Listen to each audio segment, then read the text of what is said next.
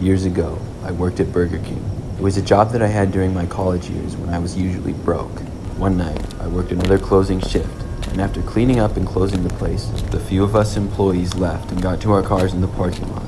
The rest of them drove off, stayed in my car eating because of how hungry I was at the moment.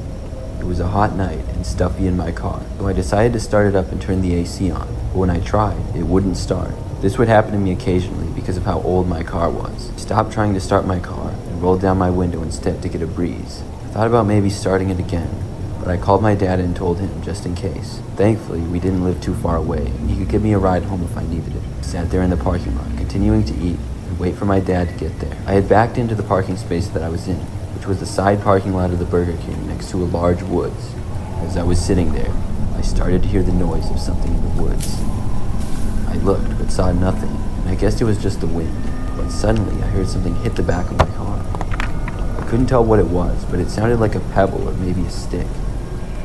Something then flew over my car past it, which looked like some sort of rock. I looked behind me, but saw nothing other than the thick woods and darkness. Then something else hit my car. I looked behind me once again.